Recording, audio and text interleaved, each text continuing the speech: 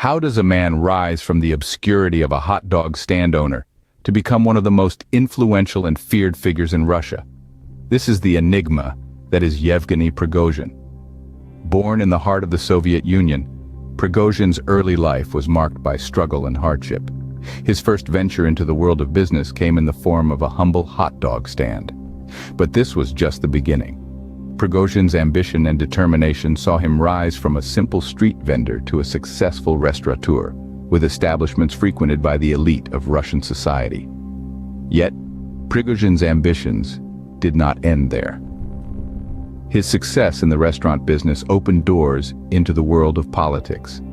His establishments became a gathering place for Russia's political elite, and it was here that Prigozhin first crossed paths with the man who would change his life forever, Vladimir Putin. Under Putin's patronage, Prigozhin transitioned from a successful businessman to a political player. He became a trusted ally of Putin, and his influence within the Kremlin grew. Prigozhin was no longer just a restaurateur, he was a power broker, a man who could make or break careers with a single word. Prigozhin's rise to power was not without controversy.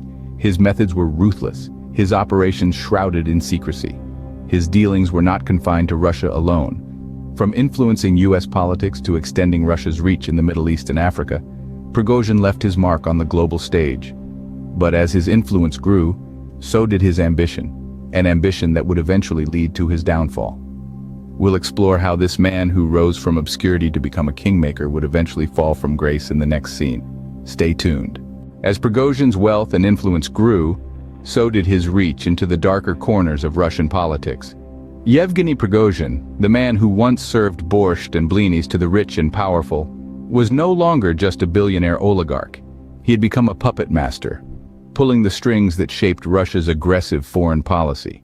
He was the architect behind the creation of troll farms, shadowy online entities that manipulated public opinion. These digital factories churned out propaganda, misinformation, and divisive rhetoric, influencing not just Russian citizens, but reaching across borders, sowing discord, and influencing elections in other nations. Prigozhin's most audacious venture was the establishment of the Wagner mercenary group. This private military force, operating outside of official Russian military structures, became a powerful tool in Russia's global ambitions. They were the invisible soldiers, operating in conflict zones from the Middle East to Africa, often where official Russian forces dared not tread. Yet it was not just the international stage that Prigozhin sought to control. His influence extended into domestic politics as well.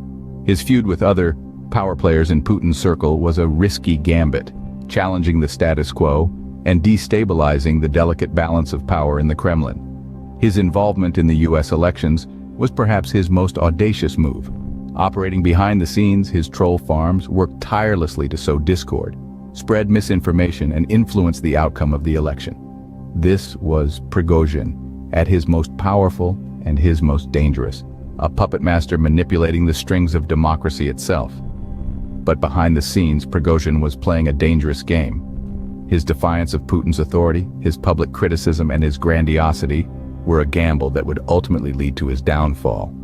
But that's a story for the next scene. Prigozhin's Wagner group wasn't just a private military force, it was a direct challenge to Putin's authority.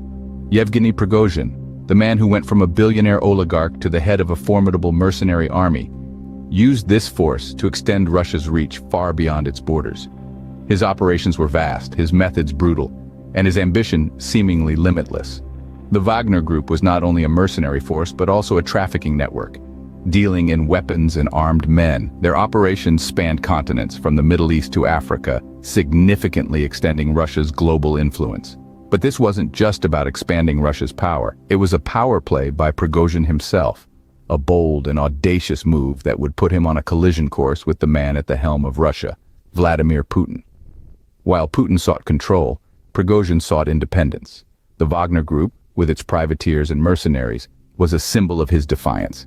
It was Prigozhin's way of saying that he was not just another puppet in Putin's game, but a player in his own right. Prigozhin's audacious move was his way of challenging Putin's authority, of carving out his own sphere of influence within Russia and beyond. But in the high-stakes game of power, there are no guarantees. Prigozhin's ambition, his audacity, his defiance, they all came at a price. He was a man who dared to challenge the Kremlin, to defy the authority of one of the most powerful men in the world. But as history has shown us time and again, even the most powerful men cannot defy the Kremlin indefinitely. In the end, Prigozhin's ambition proved to be his downfall. Such is the tale of power and its intoxicating allure. Yevgeny Prigozhin, a man once hidden behind the scenes, made a bold move, a march towards Moscow. This was no ordinary procession. It was a display of defiance, a direct challenge to the authority of Russian President Vladimir Putin. Leading this audacious march was none other than Prigozhin and his Wagner Group mercenaries, a private military force known for their brutal methods and ability to stretch a budget. This was a bold move, a gambit that would either solidify Prigozhin's power or mark the beginning of his end. As it turned out, it was the latter. Prigozhin's audacity did not go unnoticed or unpunished. His life was abruptly ended in a plane crash. But was this a mere accident, an unfortunate twist of fate, or was it something more sinister, a deliberate act of payback? Rumors swirled, whispers of conspiracy echoed through the halls of power. Some suggested that Prigozhin's death was not an accident but a calculated move, a hard-hitting response to his insubordination. Others claimed it was inevitable, a grim but expected outcome for any who dared to challenge Putin's control, and so, the man who once pulled the strings from behind the curtain met a tragic end. But it wasn't just the fall of a king, it was a shift in the balance of power, a setback in Russia's global ambitions. Prigozhin's empire was absorbed into the Russian state, his network dismantled. The rebuilding process would take years, but the message was clear: defy authority and pay the price. With Prigozhin's death, the curtain fell on a saga that had captured the world's attention. His rise and fall, a testament to the intoxicating allure of power and the high price of ambition. Prigozhin's death marked a turning point in Russian politics. His sudden and rather dramatic end left an immense vacuum of power, one that would take years to fill. The Wagner Group, Prigozhin's brainchild and the very symbol of his grandiosity, was swiftly absorbed into the Russian state, a clear sign of Putin's determination to consolidate power. What followed was a period of intense restructuring. The vast network that Prigozhin had built, a web of influence that stretched from the heart of Moscow to the far reaches of the Middle East and Africa, had to be painstakingly rebuilt. This was no easy task.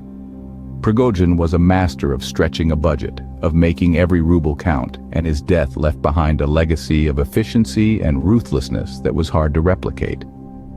But it wasn't just the practical implications of Prigozhin's death that shook the Russian political landscape. His demise also marked a significant shift in the Kremlin's ambitions. For years, Russia had been using the Wagner Group to extend its reach, to flex its military muscle on the global stage. With Prigozhin gone, this ambition was replaced by a newfound focus on regime stability. It seemed that Putin was willing to trade global reach for safety at home, a decision that was both surprising and unsurprising given his prioritization of personal stature and power. The aftermath of Prigozhin's death also raised questions about Putin's rule. His ability to dispatch a man of Prigozhin's stature was a chilling reminder of the lengths he was willing to go to maintain control. But it also exposed a vulnerability, a weakness in his grip on power.